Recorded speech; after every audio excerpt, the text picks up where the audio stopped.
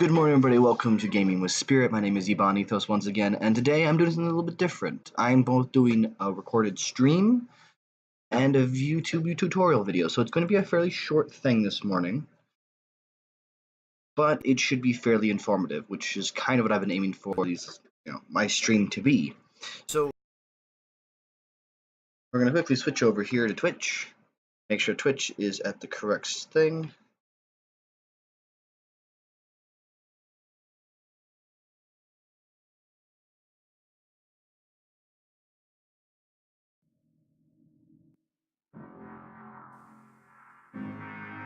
We'll save that as Warframe modding, and we're going to make sure that people know that we are on Warframe. Here we go. Excellent. Alright. We'll jump into this real quick then. Check our daily. So something that's important for new players to remember is your daily tribute is extremely important to make sure to pick it up every opportunity you can. It's something that you're going to want. Now, as I was mentioning before, in our previous videos, we were talking about how modding of weapons has to be specific to what the weapon's good for. Is the weapon status based? If the weapon is crit based, those are important things to remember. Now, something that most people don't realize, I'll grab another blueprint for those guys. There are some things that you have to pick up every so often from the foundry and make sure that you do fairly well, and one of those is making sure that you have your forma. If you have forma blueprints or catalysts or energy restorers, as you get later in the game, you're going to be very happy that you kept building those every day, but I digress. So warframes are a little bit trickier to build for. So the first thing you want to look at when you're looking to modify your warframe is get it to level 30, or get it to, level 10 at least when you first unlock your ultimate ability, and then look at the abilities in your tab. So I'll go back here and I'll show you once again. So in the arsenal, you'll want to go down to the abilities of the warframe, and I'll bring up this screen. Now, in this screen, a lot of this information may feel overwhelming to players who are just starting this game. They're like, well, I don't know what any of this is. I'm going to break it down fairly easily. Now, you always want to view your stats without mods. That way you can see the basic stats of all the skills. So what you see here is this is the warframe Gara. Now Gara, many people will tell me I talk way too much about her. She is not as strong as I say she is. She's not as great as I say she is. She is just not as cool as I say she is. All the same kind of stuff. Don't worry about it. So anyways, we're going to look at her first ability, Shattered Lash, sorry. So you lash out with a stream of shattered glass or hold for an arcing strike. Now the range of this is 10 meters, the damage is 800, and the radius is 0.75 meters. Now to most people that means nothing. If you view the stats with mods, however, those things change. Now you can see the two green numbers are affected by mods. The blue number is not.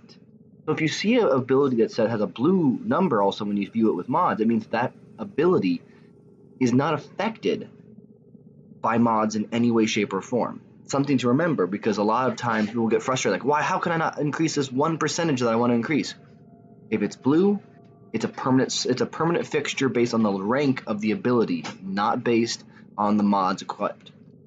Now, if you notice though, the range went from 10 meters to 28 meters, and the damage went from 800 to 1040. So something that I have equipped is changing that. The basic breakdown of your warframe is power duration, followed by power efficiency, followed by power range, and lastly followed by power strength. Now, power strength affects damage. So if you see an ability that has damage in it, damage reduction, damage multiplier, damage, area damage, explosion damage, there we go, damage multiplier, in some cases health, in some cases, but mostly anything that has damage in it, that is being altered by your power strength. So everyone gets 100% to everything when they start off, and mods will either remove percentage or gain percentage.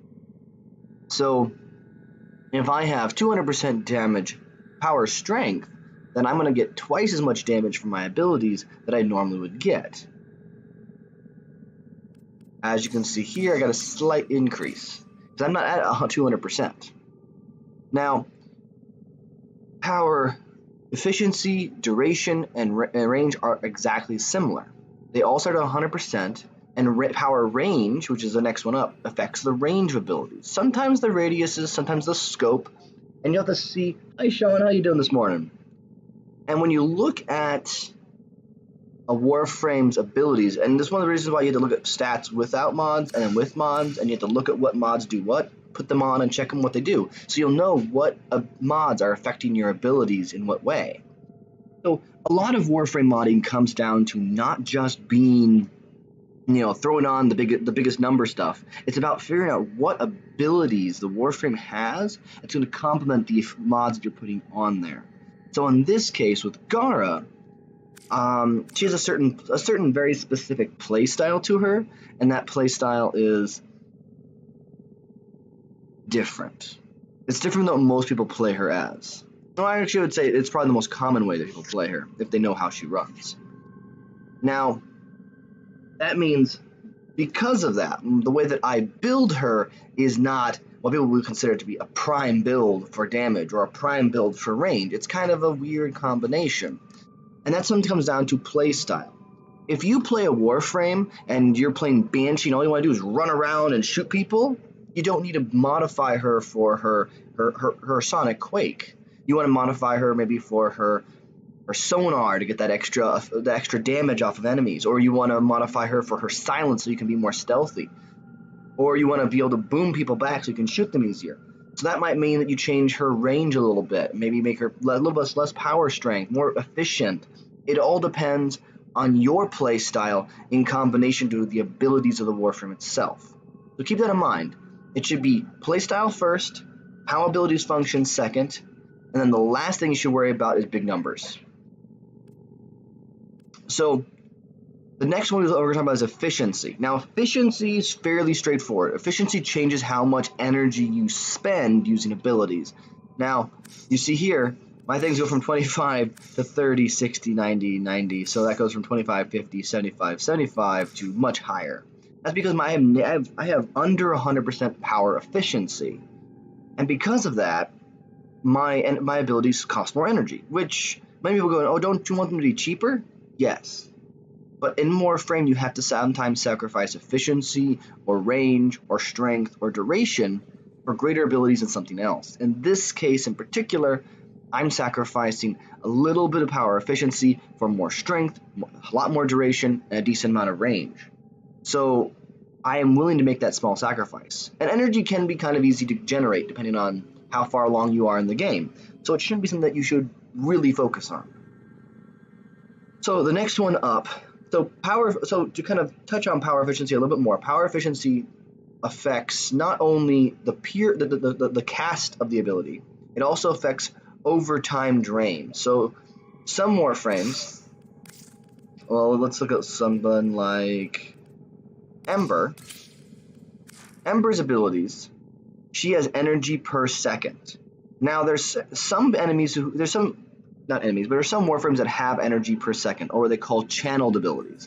And these channeled abilities, they require good power efficiency to reduce the amount of energy they cost, as well as the initial cast, because they have two. Now, moving on to power duration actually plays into this.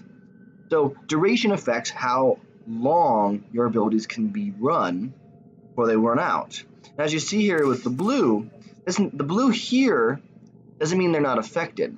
The blue here actually is a little bit different. So I might have misspoken when I said power duration, or any blue skill is not affected. It does mean it's not being affected currently. At 100% duration, nothing has changed.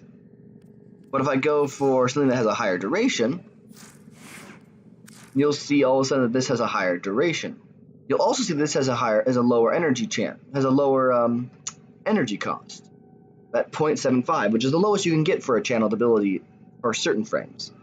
What's important to remember is that duration increases the duration of effects. But not only that, it also affects energy per second, just like efficiency does. So when you're playing a channeled frame like Ember or like Titania or other frames like them, you have to worry about not only keeping your efficiency high, but also keeping your duration above 100%. If you don't, you're going to be starting to eat into how much energy you drain per second, and that comes down to being because of how duration affects channeling abilities.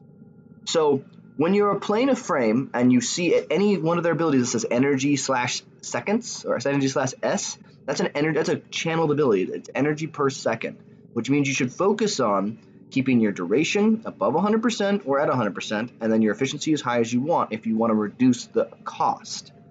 If you just want to have it do damage, you don't care about the cost, that's fine. Just focus on, putting up all that damage that you can, range, enough efficiency to make that you don't drain your energy pool in 2 seconds. Beyond that, though, you have to focus on keeping your abilities and your mods kind of balanced. So now that we kind of explained a little bit how abilities function here, and good morning, other viewers. I hope you're doing a great day. So what you see here, we've kind of explained how abilities are affected by range, strength, efficiency, and duration. Again, making a good point that efficiency and duration play together, give you channel efficiency. So your energy per second is going to be affected by both your duration and your efficiency. Keeping that clear. So when you're modding a Warframe, it kind of comes back to the same stuff we talked about before with how you modify weapons, melee, sentinels, everything else. The first thing is Warframes will have 2 additional slots that other things won't have, and that's the Aura slot and the Exilis slot. And they also have the Arcanes, which some melees have, but not most. So the Aura slot is always available to new Warframes, and it's a fantastic thing to have. So when you have an Aura, so you will find Auras through alert missions. They're very useful. And they have certain, as you can see, they have their own polarities. And a polarity is the top right-hand corner. You'll see the little up arrow with a 2 and then a V or a 2 and a dash or a 2 and a D symbol. Those tell you what the symbol polarity matches for your Aura slot. Now for me, mine is a V. So all my V's give me double. Instead of this one would normally give me 7 up, it gives me 14 because it matches the slot. Where if I put a dash in there, it would only do it by a portion of that. It wouldn't exactly be half, but it'd be a portion of that. So it wouldn't give me as much. I might get 1 for loot detector, for example, rather than the 2. They increase your mod capacity beyond what you normally have, which is great. It's a great way of getting a little extra mod capacity in a Warframe that you just want to kind of power up a little bit and you're not really thinking about you want to keep. Because you can also, like with any weapon, you can double the mod capacity by going to the actions and clicking on the Orokin reactor. This doubles your mod capacity just flat out. But since Orokin reactors cost 20 platinum, or they require you to be available for the alert missions that come out during almost every dev stream, they have an alert mission that give you either a reactor or a catalyst, maybe a Riven, or maybe a reactor and a catalyst. So they only come out once, maybe every 2 to 3 weeks, if that. So they're not exactly commonplace. So if you want to get them and put them in a Warframe, keep the Warframe, or have it be a Warframe that you actually like to play as. Now, like with weapons, you can polarize the Warframe once it reaches level 30, reducing it back to 0, and then continue on to do more stuff. And every time you polarize, you add a new slot. So you can change this to a dash polarity, which would reduce this from 13 to about 7, I believe. This would be going down to 6, and so on and so forth. The more that you modify, the more you kind of set your build for your character in stone. So it's something you want to do for Warframes you're going to keep around that you actually want to keep around.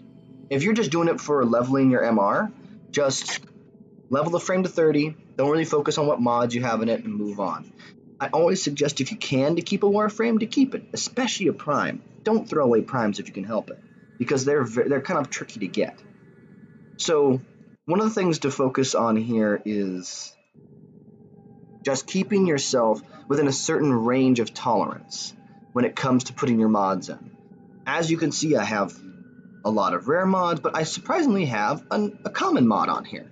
Now, why do I have a common mod on here? Is because Thief Wit is very useful for farming loot. And so when my farming frame, as you can see, I go ahead and just throw that on there to help me find items in the game. Sean, I will be putting this on YouTube. I'm actually recording it and doing a stream because I don't have a whole bunch of time to actually do a stream this morning because of some life events. So I will be putting this onto YouTube after the stream is done. It'll be uploaded and posted onto my YouTube channel, which if anyone's interested, if you're watching this, you're probably watching on my YouTube channel, but my YouTube channel is YouTube/EbonEthos. So if you're interested, look at that. But moving back onto my Warframe thing here, you have some efficiency to streamline, and you also have fleeting expertise. And fleeting expertise is one of those mods, as I mentioned before, that takes something to give you something else. In this case, it's reducing 60% ability duration for 60% ability efficiency. A fairly good trade-off. And that's something that people will use in some Warframe builds to actually give them more power over the duration, because some abilities have a duration that they affect, like it's a 30 damage each second for 30 seconds. This wouldn't help that, but if it's 30,000 damage over 5 seconds, minusing your duration actually would make that damage happen faster. So it's something that you have to think about when it comes to Warframes like Trinity. People run her with her energy vampire build. And basically what they do is they run her as much negative efficiency duration as they can, high range, high strength, because if you get yourself down to like 14% duration, her abilities go bloop, and they hit all of a sudden. It's incredible how much damage they can output and how much energy restoration. So something important to think about. Now the Exilus slots, of course, can be purchased for 20, or you can get them from Samaris and the relays, and they're for these. They're for the Exilus. They have polarities too, which means you can polarize them later and modify them for a bunch of things. And you have things like the, what they call it, the Orokin. There's a set of trials that happen on Lua that you can get these special drift mods, and they're really kind of useful. A lot of people play with them for a lot of different reasons, like ability range. The friction, the slide's okay, but the ability range would go for, or the extra power strength, or the max energy, or the extra enemy radar and the aim with glide and latch time, which is really good. More powerful auras. So all of them have their own little play styles and abilities that make them useful to a Warframe. Now, as you can see, a lot of people can see at least, I don't use what they call defensive mods on my Warframes. At least not on most of them. The rank bonuses simply are from having my rank 30 frame. So if 50% energy, 200% health and shield. So this is the base stats, energy, well not energy, but the base stats of health and shield for Ember, 300 and 375. And the armor, 125. The energy comes from Prime Flow, which gives me more energy to play with. When you have channel frames, it's always a good idea to have a good energy pool to work with, as well as having that duration efficiency kind of play with. And then, depending on what kind of frame you have, if it's Equinox or Ember or things that have, they have a damage AoE, you want to have some range on them. Strength may not be as important. But it really does come down to how you play and how you like to play. If you like to be stealthy, then you might want to play people like Ivara, who's somewhere in here. Where's Ivara? I should look up her. There it is. You might play with Ivara, who has the abilities for a variety of different arrows to play with, as well as Navigator, which lets her kind of snipe people from a distance, and Prowl, which makes her become invisible. It's fantastic. And as you notice, she has an energy per second. Mine's down to a quarter of an energy per second. That's incredibly insane. But there's kind of a take from that. Because her energy per second is so low, her steal time is pretty good still, because that's based on your duration. But the range that she affects it is at 1.96 meters. So basically she has to be standing on top of someone to steal from them, which is kind of a pickpocket kind of thing. But some people have her set for higher ranges, and she just goes bloop, bloop, bloop, bloop, and she takes all the people's stuff. So it's something to remember that each Warframe has different abilities in how they function. And because of that, you have to look at, most people commonly play people like Excalibur. Now Excalibur, his abilities are fairly simple. Slash dash, radial blind, radial javelin, and exalted blade. His exalted blade, however, if you look, it's an energy per second. It's a duration channeled effect. So you want to kind of play that with a good efficiency, with a good duration, and power strength. Now for me, I just did range and power because I used to play him in the old Draco, which was basically a leveling place, and you could just sit there and spam his radial javelin for infinity, kill everything, and get lots of levels and focus and experience and stuff like that. So this is not the original build that's good right now. It's just kind of an old build, but it's useful. So when you have him, for range, you want to have power range. For damage, you want to have power strength. Duration, you want to have power duration. And the only thing that affects his efficiency in any of his abilities right here is his energy per second, and then of course his costs. So when you play Warframe, and this is kind of gonna be my final little spiel on this. Think about what Warframes you like the best, what kind of Warframes play to the styles that you have, and then mod them for their abilities. Before then, if you have someone like, I'll pick Zephyr because I really don't use her for much else anymore. If you have Zephyr, you can remove all the Warp things here, and for Zephyr, I can kind of build her kind of however I want, but I could build her like Physique to give her some extra maximum health because I want to be leveling her up, and I don't want to level her up and be killed every 5 seconds. So maybe I'll do Hunter Adrenaline to give me my energy back. And this is one of those common mods that I found out on the plains of Eidolon, by the way. And it's one of the biggest reasons why you should never discount the power of a common mod to a rare mod. Common mods can have their own very, very useful positions. So keep a good eye on what you have that are common and see how they could be useful. And then for my dash, I'll go over here. Maybe I'll put in, maybe I'll do, I'm going to say Equilibrium. I'll do Equilibrium to give me my energy to health and health to energy. Equilibrium is a mod that lets you, when you pick up energy orbs, it restores health. And when you pick up health orbs, it restores energy, which is kind of cool, actually. Really, really useful thing. And then all this stuff, I'll go straight into Vizarn. When you're looking for defensive mods that give you either armor or health or shields, that's in Vizarn. Vizarn is primarily for health, shields, and resistances like antitoxin or flame repellent. Again, common mods, extremely useful. If you're going into an infested mission, you probably want to bring antitoxin because most of them are going to be doing toxin damage. If you're going into Grineer, you might want to bring flame resistance. They like to do fire a lot. Or if you're looking, let's see here, I think I have the lightning one, don't I? Oh, cold. Cold is also nice if you're going against the Corpus as well as lightning, which I think is, no, that's Diamond's radiation, so that's something else. Nope. Huh. So that's Installation and Warm Core will both work together. See, this is something that's kind of interesting because running through these old mods, I have forgotten some of these things. Here's another kind of a neat rare one that you can pick up. I don't even know how I picked this one up. But it drains energy to stop lethal damage with 10% efficiency. At max rank, I think it's like 80, maybe even 100% efficiency, which is great. Oh, Lightning Rod, here it is. Electric resistance.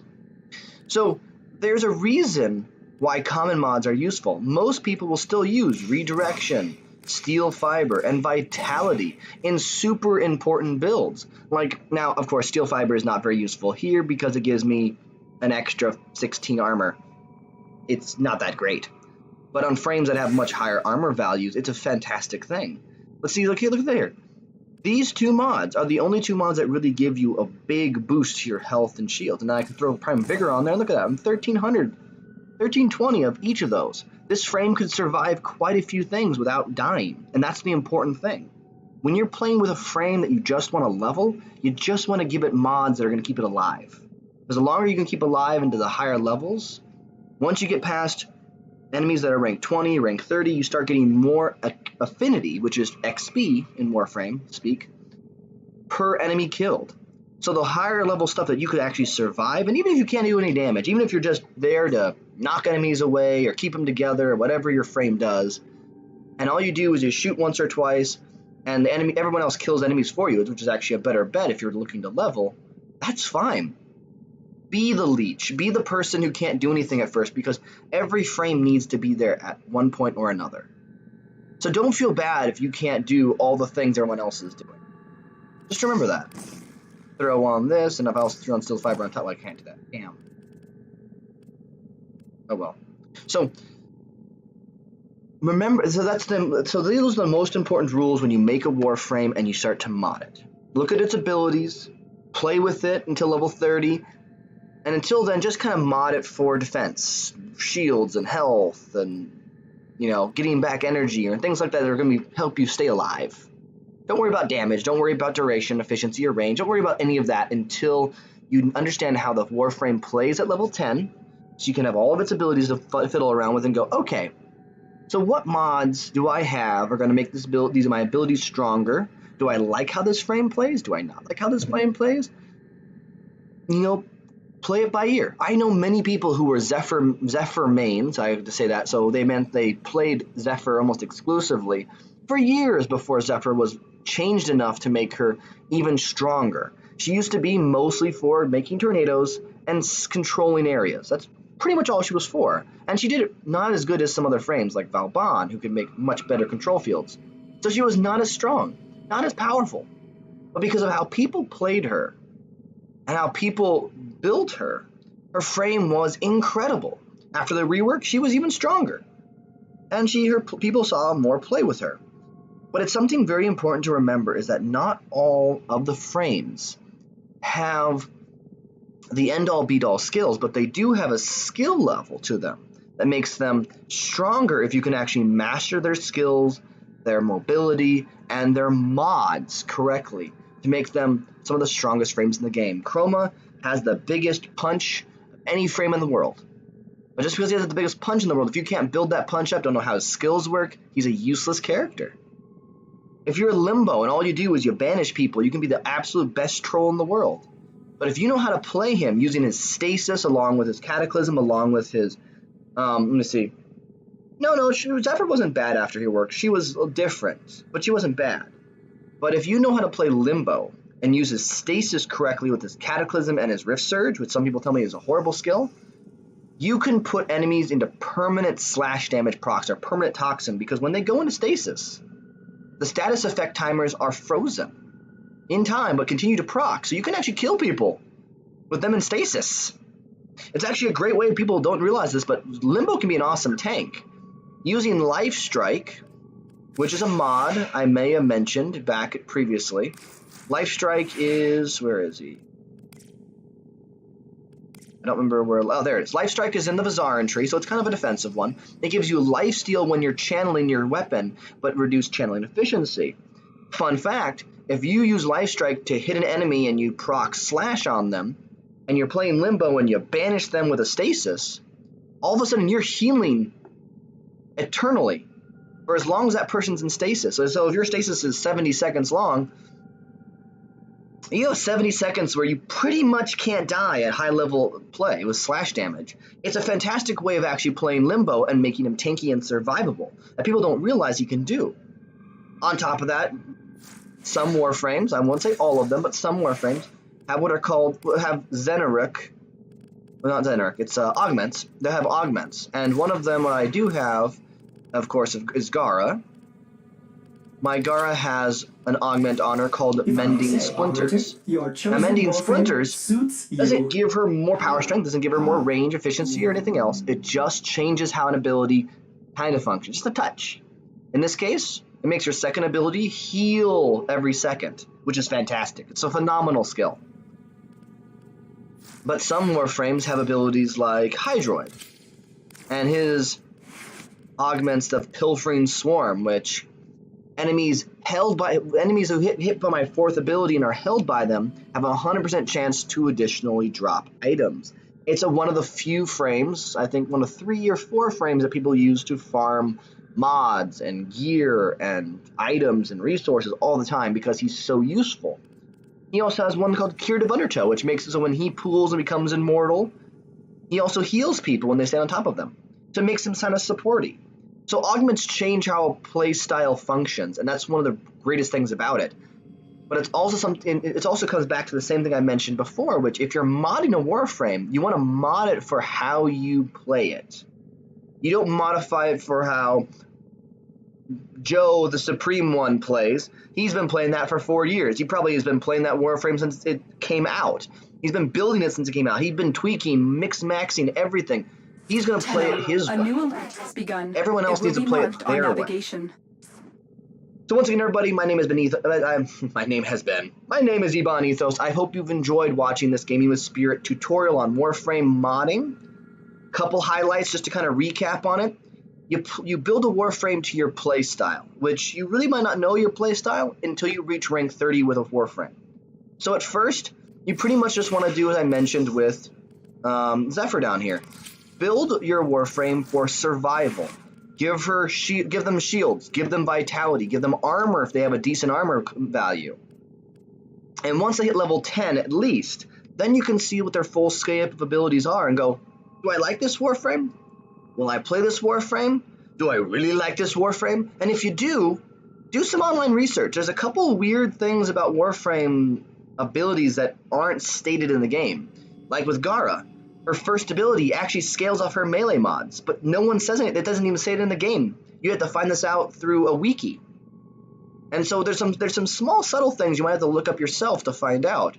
And then you can start modding for power strength, or range, or efficiency, or duration, and figuring out your true playstyle with the skills. But once you see the skills all together, once you decide whether you actually want to play this frame, or if it's a frame that you want to level up so you can get the experience for it. Once you have that in mind, build it as you wish. Now the last little highlight recap here is duration affects durations of abilities or status effects. Efficiency affects how much energy you cost per skill activation, as well as for channeling. Duration also affects channeling. As long as it's above 100%, it doesn't affect it as much. Range affects ability ranges and scopes of ranges. Some have cone effects, and those are affected by range. And power strength just affects damage. Pure damage, some status chances, like if you look at Saren, for example. Where's my Saren Prime? There's my Saren Prime. You look at Saren, her abilities, she has a status chance and a spread radius and damage growth per enemy. The status chance is affected by power strength. The higher power strength, the more status chance she gets. But this is, again, damage here. It's not a percentage, though. Speed multiplier is affected by damage. So people like Volt, their speed multipliers are affected by how much power strength they have. So when you build a frame, build it to your play style and build it if you love it. Min-max it if you want more. And you min-max, of course, Warframes by getting slots. Make sure you polarize your Warframes. Make sure you upgrade them with a Orokin reactor if you like the frame. Don't just decide I'm going to do that because I have a free one and I want to have this have more mod capacity. Don't worry about mod capacity unless you like and want to play the frame more than just to rank 30. So everyone, I hope you've enjoyed watching this. My name is Ebon Ethos, and I will hopefully see you guys all again on Tuesday next week. This weekend I'll be going to do some life stuff up in Minneapolis, which if you stick around in a few minutes, I'll be doing a small vlog about that. So until then, I thank you guys for watching, and I will see you all on Tuesday. Bye-bye, everybody.